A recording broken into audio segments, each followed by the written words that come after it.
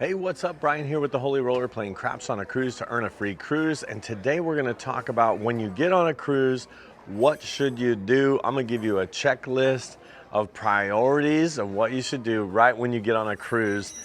Here we go. Welcome to the Holy Roller, where it's all about playing craps, earning free cruises, and a whole lot more. Thanks for watching. Now let's get rolling. Okay, so I'm starting in the dining room because this has a little bit to do with what you're going to do when you first get on a cruise. And so let's start with number one. Okay, I don't have any fancy B-roll coverage, so I'm just gonna tell you right now. Once you get on a cruise, the first thing, the absolute first thing that you wanna do is go to your muster station and check in with your assigned assembly station, they call it.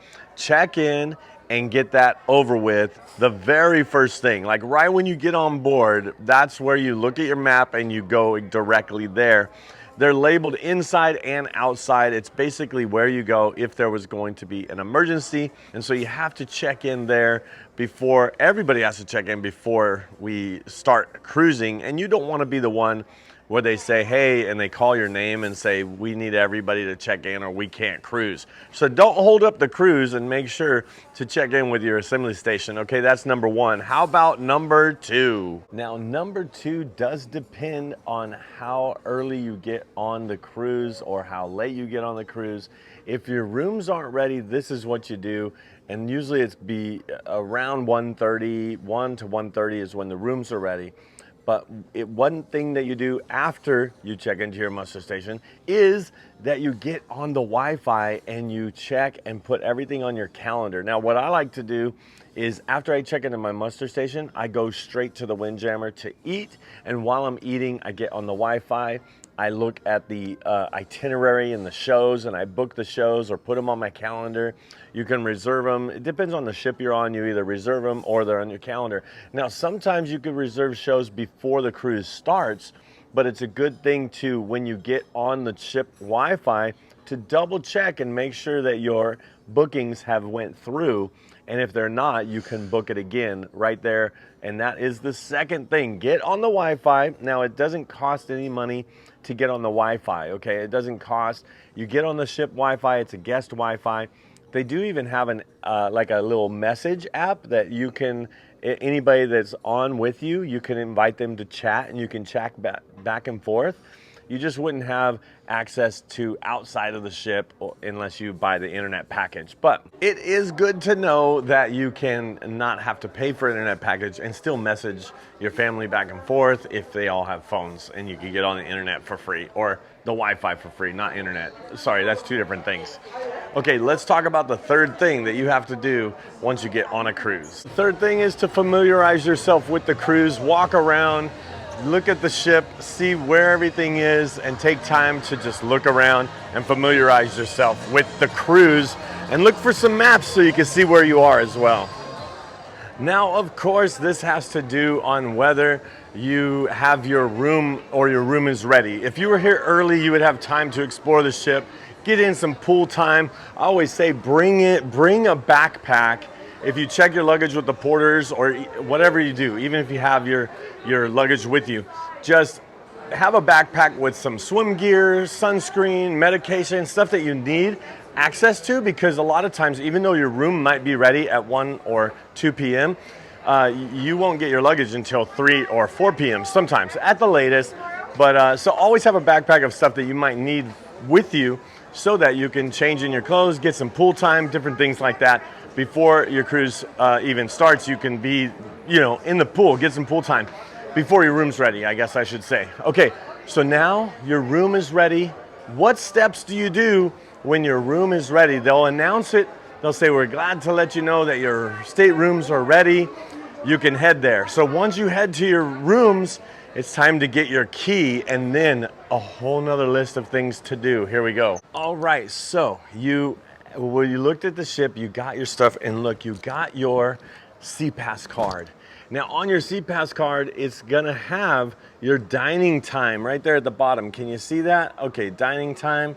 Okay, so this is what you do. When you get this, you look at your dining time. Not only is it gonna tell you what level you are on, but it's going to tell you your table number. So go to the level, go to your table number, so that you can familiarize yourself with where you're going to be eating and if it's right or wrong. Okay, I'll give you an example. So for this cruise, when I booked a private table for 2. And when I got here, I went to level 4, I went to the table, and it is a large table that has 8 people around it. Well, that's not a private table for 2. So when you book, you can request and put in a request for, I would like a private table for 2 next to a window or something like that.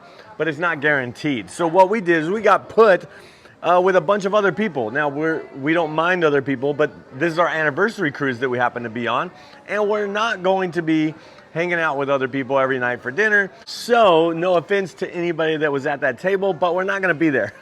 We're not gonna be there because we went over to the maitre d' and right there at the dining room, and we just asked, hey, can we switch our tables? We want a private table for 2, and they're gonna send that to our room by the time it's dinner. Okay, so that's something to make sure. And let me share a little secret with you when it comes to finding your table at dinner. Once you come into the dining room, you're going to see there's a number on each table, and it'll give you your level and your number. So you can always check which table am I? Am I 502?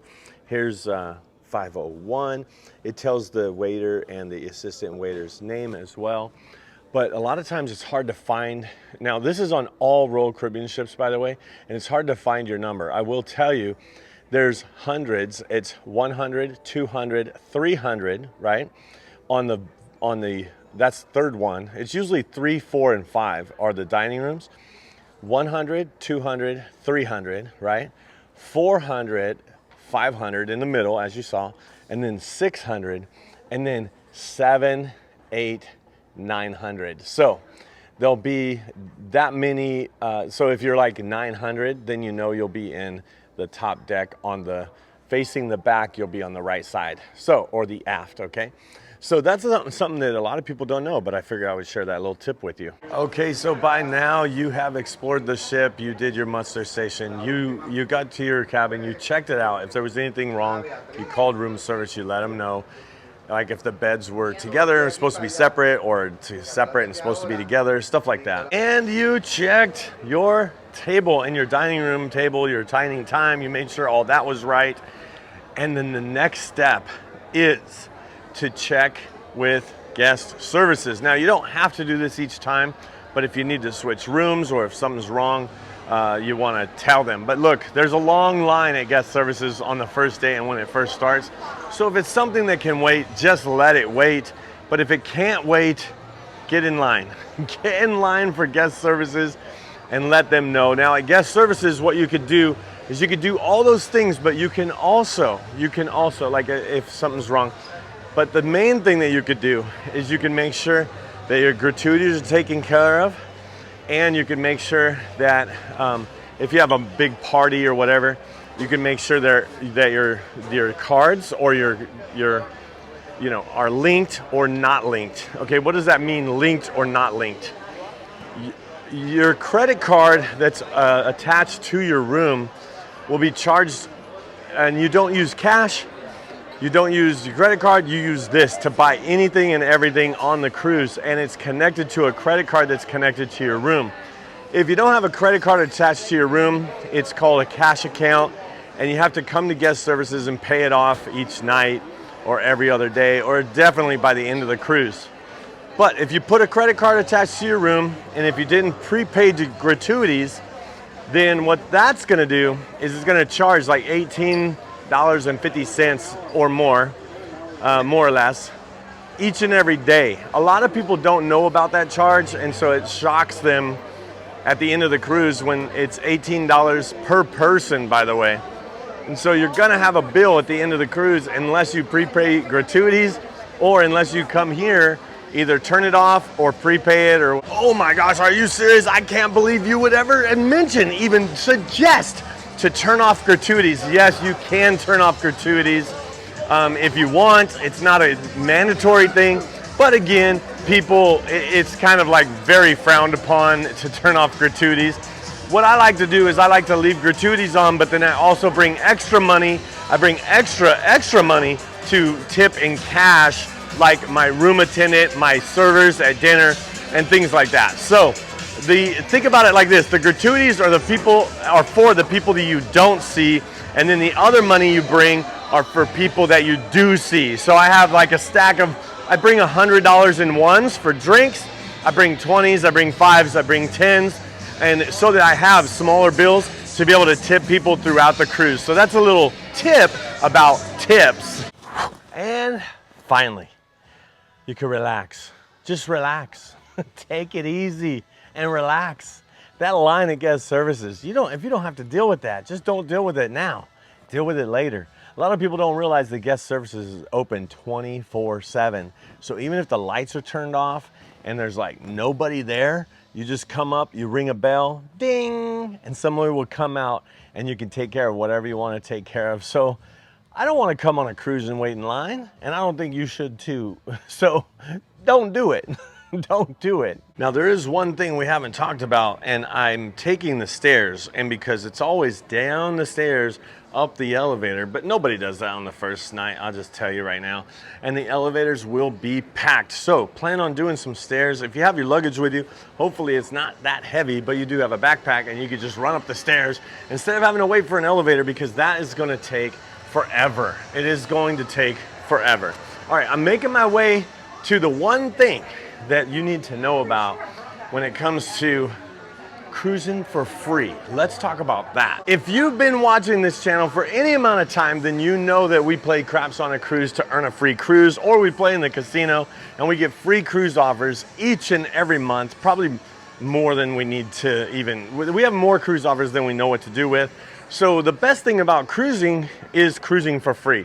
And so one thing that you always want to do is go to the casino and look at the casino host desk. I'm going to show you that right now. So in the casino, you will find a casino host desk. It may not be labeled, but there will be a casino host desk where you can see the edge, and it talks about when the casino's open, and it talks about when the host will be here. And then there is another paper you have to see. Here it is. Check it out. Check it out. So here is the points you need to get on a cruise. And I like to think of it as 3,000. I want an ocean view. You know what I'm saying? But you could go up and up and up and up. But yes, I think getting the free play is with the bonus here, the booking bonus. You can see right here, it says booking bonus. This is putting a $200 deposit down with next cruise, and you get this free play money, or you get this bonus. So for instance, if you have 1,200 points and you don't do $200 deposit, you only get $300 off your next cruise, or you can get a free cruise. I think there are some for 1 and some for 2 on that list. So yeah, just have a goal of what you're gonna do when you come on a cruise. There are tiers in the casino. When you look at the tiers, there's a prime, there's a choice, prime, signature, masters. It's just like every other casino. You can work your way up with points. The points accumulate throughout the year between April 1st to March 31st of the following year. So it's kind of like a fiscal year, not the actual year. 800 points. When you earn 800 points in the casino, then you get a free cruise offer just for playing in the casino. Now you might say, wait a minute, how much do you have to lose to win a free cruise or to earn a free cruise? Well, I've done it with $300 before, and I actually won 150, which means I had $150 that I won out of 300 and had a free cruise for 2 that was worth like $2,000. So I got a $2,000 cruise for actually 300, but I didn't lose the 300. So actually I got paid 150 to go on this cruise. But let's talk about the best game in the casino to win a free cruise, and I believe that is craps. I'll tell you, it's either craps or roulette. But the thing about every game in this entire casino, you bet one time for one result. Even roulette, by the way. But here at craps, you can put your money out and it can stay there as long as somebody can roll. So that's something to think about. You could put $50 there and it can stay there for an hour. And the way it works is average bet times an hour is your points that you earn about on every game except for roulette. Roulette is a little bit different. I'll tell you that in a second. But basically, I could put $100 out right here. It can stay here. I could play for an hour. It goes really quick, by the way, whenever you're playing craps. And I'll have $100 per, or 100 points per hour when I average a $100 bet. Now at roulette, if I averaged a $100 bet, it would be putting my money down, them spinning the ball once, it landing, and then me hopefully winning one. But then they take all the money and then I have to bet again, okay? Same thing with slot machines. Slot machines, you have to bet one time for one result. And so every time you get a result, you press the button. And then what is it? You press the button, you get a result. You press the button, you get a result. You have to keep betting each and every time. And with slot machines, every $5 that goes through this slot machine is 1 point. What does that mean? $7,500 through here will give you 1,500 points. And I say through here, $7,500 will give you a $2,000 cruise. That's why I don't recommend playing slots if you're trying to win a free cruise. It's the most expensive way to win a free cruise. The least expensive way to win a free cruise is playing craps, and that's why this channel is all about that.